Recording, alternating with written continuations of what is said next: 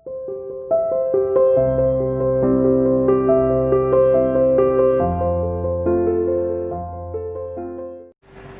Students, welcome to CR international online classes. बेटा हम कर रहे हैं chapter 5 exponent and power. Exponent and power में हमने लॉ ऑफ एक्सपोनेंट से रिलेटेड जो एक्सरसाइज थी 5 की एक्सरसाइज वो कंप्लीट कर ली है। आज हम एक नया टॉपिक स्टार्ट करने वाले हैं जिसका नाम है साइंटिफिक नोटेशन। इसको हम साइंटिफिक फॉर्म भी बोलते हैं, साइंटिफिक नोटेशन भी बोलते हैं। अब इसका यूज क्या होता है? देखिए बेटा, कुछ ऐसे नंबर्स होते हैं जो बहुत स्मॉल भी होते हैं या फिर जो है बड़े भी होते हैं कुछ नंबर्स। तो उन नंबर्स को एक सिंपल वे में लिखने के लिए हम क्या करते हैं? साइंटिफिक फॉर्म या साइंटिफिक नोटेशन का यूज करते हैं। ठीक है बेटा, फॉर एग्जांपल जैसे कि एक नंबर ले लिया 57000000। अब देखिए ये कितना बड़ा नंबर है, इट इज टू बिग। ठीक है, बहुत बड़ा नंबर है। तो इस नंबर को हम एक शॉर्टकट फॉर्म में लिख देते हैं जिसको हम साइंटिफिक फॉर्म बोलते हैं।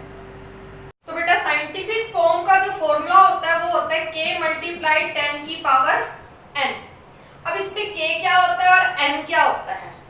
k एक ऐसा नंबर होता है जिसकी वैल्यू जो होती है 1 से 10 के बीच में लाई करनी चाहिए, यानी कि 1 से 10 के बीच में ही होनी चाहिए। 1 से बड़ी हो सकती है और 10 से छोटी हो सकती है। इन दोनों नंबर्स के बीच में ही लाई करनी चाहिए k की वैल्यू। और n का मतलब होता है कोई भी नंबर, कोई भी इंटीजर, वो प्लस भी हो सकता है और माइनस भी हो सकता है। तो साइंटिफिक फॉर्म जो फॉर्म होती है उसका फॉर्मूला आपको याद रखना है, वो होता है k मल्टीप्लाई 10 की पावर n। अगर कोई भी एक क्वेश्चन दिया हुआ है, कोई भी एक नंबर दिया हुआ है, उसको हमने साइंटिफिक फॉर्म में लिखना है, तो इट मींस आपको इस फॉर्म में लिखना है k मल्टीप्लाई 10 की पावर n की फॉर्म में लिखना है। ठीक है बेटा, अब देखिए जैसे ये नंबर दिया हुआ है, मैंने आपको बताया ये नंबर बहुत बड़ा है, इसको हम साइंटिफिक फॉर्म में लिखेंगे, एक शॉर्टकट फॉर्म में लिखेंगे। तो देखिए ये होल नंबर है, तो होल नंबर में डेसिमल नहीं होता, तो इट मींस उसमें डेसिमल लास्ट में होता है। फॉर एग्जांपल आपके पास 3 रुपीज है, तो आप उसको बोलते हो 3।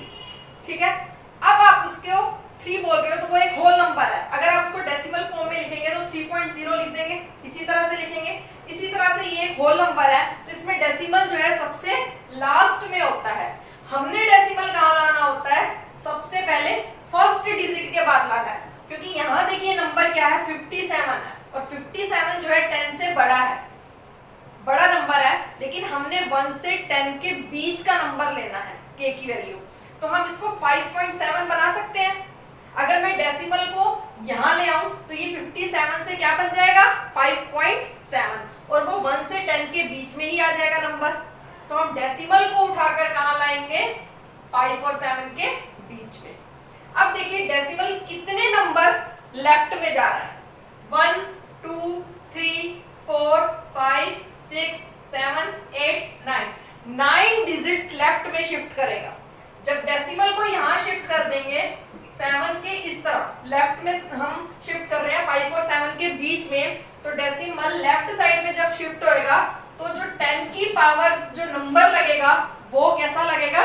पॉजिटिव लगेगा। तो 10 की पावर क्या लग जाएगा? 9, क्योंकि 9 डिजिट लेफ्ट में गया है। और अगर डेसिमल जो है लेफ्ट से राइट साइड में जाता है तो यहाँ पर जो n की वैल्यू लगेगी या जो भी नंबर हम यूज करेंगे वो क्या हो जाएगा? नेगेटिव हो जाएगा। ठीक है बेटा, तो हमने इसको किस फॉर्म में लिख दिया? साइंटिफिक नोटेशन या फिर साइंटिफिक फॉर्म में लिख दिया। क्लियर बेटा? तो साइंटिफिक फॉर्म में आपने ध्यान रखना है कि ये जो नंबर है ये 1 से 10 के बीच में ही लाई करना चाहिए, और मल्टीप्लाई में 10 की पावर ही कुछ ना कोई इंटीजर होना चाहिए। वो पॉजिटिव भी हो सकता है, वो नेगेटिव भी हो सकता है। और पॉजिटिव और नेगेटिव का रूल मैंने आपको शॉर्टकट बता दिया है।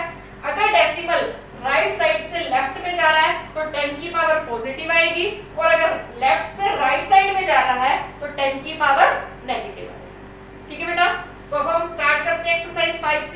Now open your maths book.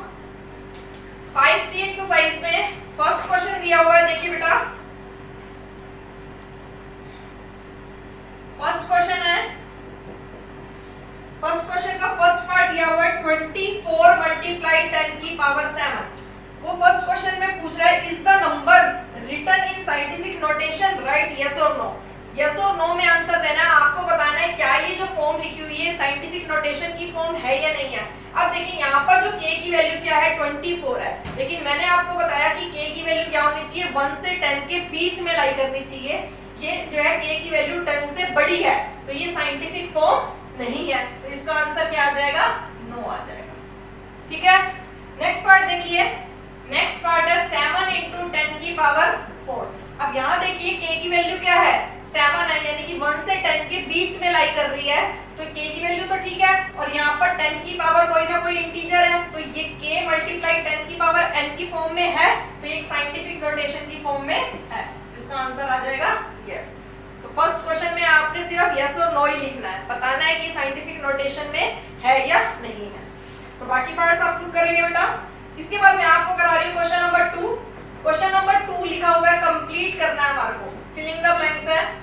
First part दिया हुआ है हमारे को 5, 4 और 6 जीरोस लगी हुई हैं, इज इक्वल टू 5.4 इंटू 10 की पावर, ये बॉक्स फिल करना है हमारे को। देखिए बेटा ये एक नंबर लिखा हुआ है, अब इसमें ये देखिए होल नंबर है तो डेसिमल लास्ट में है, और यहाँ पर देखिए जब इसको साइंटिफिक फॉर्म में लिखा हुआ है, साइंटिफिक नोटेशन में लिखा हुआ है, तो डेसिमल 5 और 4 के बीच में आ गया, यानी कि कितने डिजिट पीछे आया 1 2 3 4 5 6 7 डिजिट, 7 डिजिट लेफ्ट में गया है, तो हम क्या लिख देंगे 10 की पावर क्या आ जाएगा यहाँ पर 7, वो भी कैसा प्लस का पॉजिटिव आएगा, क्योंकि डेसिमल जो है राइट से लेफ्ट में जा रहा है, और जब लेफ्ट से राइट साइड में जाता है तो कैसी आती है पावर, नेगेटिव आ जाती है। और देखिए इसका एक और पार्ट देखिए, मैं आपको इसको करा रही हूँ सेकंड पार्ट 980 फिर अगेन 03, फिर ये नंबर दिया हुआ है, और 9.8 इंटू 10 की पावर ये बॉक्स फिल करना है हमारे को। अब देखिए बेटा ये होल नंबर दिया हुआ है, यहाँ पर जो है डेसिमल लास्ट में है, और इसको जो है साइंटिफिक फॉर्म में लिखा तो डेसिमल जो है 8 से इधर आ गया, लेफ्ट साइड में आ गया, 9 और 8 के बीच में आ रहा है, तो कितने डिजिट लेफ्ट में गया 1 2 3 4 5 6 7 8 9 10 11 डिजिट्स जो है लेफ्ट में शिफ्ट हुआ है, तो 10 की पावर क्या आ जाएगा 11 आ जाएगा। इस तरह से आपने ये बॉक्स फिल करने हैं। साइंटिफिक नोटेशन में लिखने का मेथड मैं आपको बता चुकी हूँ कि k मल्टीप्लाई 10 की पावर n होती है साइंटिफिक नोटेशन, या साइंटिफिक फॉर्म भी बोलते हैं इसको। ठीक है बेटा, तो क्वेश्चन नंबर फर्स्ट और सेकंड मैंने आपको करा दिया, इसके टू पार्ट्स मैंने आपको करा दिए, रिमेनिंग पार्ट्स आप बेटा खुद करेंगे। इसके बाद मैं आपको करा रही हूँ इसका question number third. Question number third है बेटा राइट इन साइंटिफिक नोटेशन, साइंटिफिक नोटेशन की फॉर्म में लिखना है आपको। फर्स्ट पार्ट दिया हुआ है जैसे 72,000, ये नंबर दिया हुआ है 72,000, एक होल नंबर दिया हुआ है, इसको हमने साइंटिफिक नोटेशन में लिखना है। तो देखिए बेटा इसमें डेसिमल कहाँ है, लास्ट में होगा, क्योंकि ये होल नंबर है, तो डेसिमल को हमने कहाँ लाना है 7 और 2 के बीच में लाना है, 7 के बाद लाना है, क्योंकि अगर हम 7 और 2 के बीच में लाएंगे तो ये बन जाएगा 7.2, और इसकी वैल्यू 1 से 10 के बीच में आ गई इसका मतलब। तो हमने जो है यहाँ पर शिफ्ट करना है, तो कितने नंबर लेफ्ट में लेके जा रहे हैं हम डेसिमल को 1 2 3 4 डिजिट्स लेफ्ट में लेके जा रहे हैं, तो जब हम डेसिमल को 4 डिजिट्स लेफ्ट में ले जाएंगे तो 10 की पावर क्या लग जाएगा 4 आ जाएगा।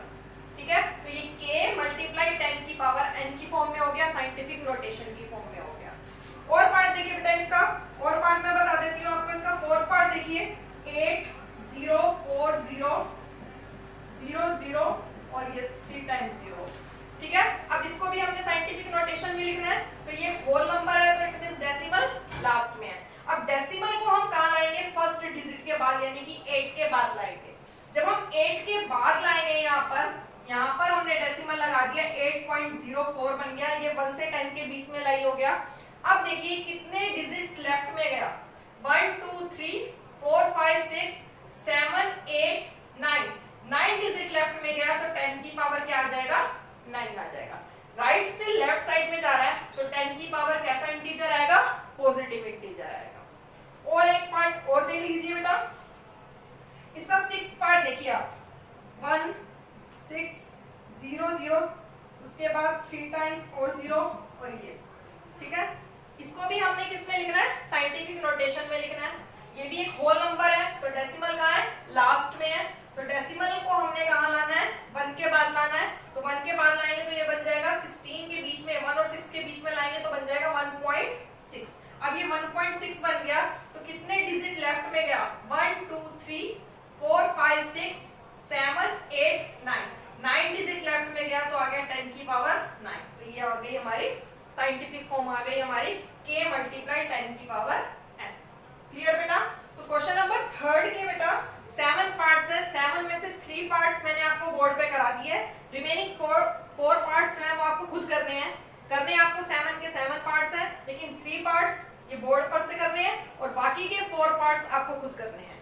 तो इसी के साथ हमारी एक्सरसाइज 5C अब कंप्लीट हो गई है। इसमें 3 ही क्वेश्चंस थे, ये तीनों क्वेश्चंस आज हमने कर लिए हैं। तो 5C एक्सरसाइज के ये तीनों क्वेश्चंस आपको अपनी फेयर नोटबुक में करने हैं और सभी पार्ट्स करने हैं आपको। ठीक है बेटा? अब नेक्स्ट चैप्टर जो है हम नेक्स्ट क्लास में देखेंगे।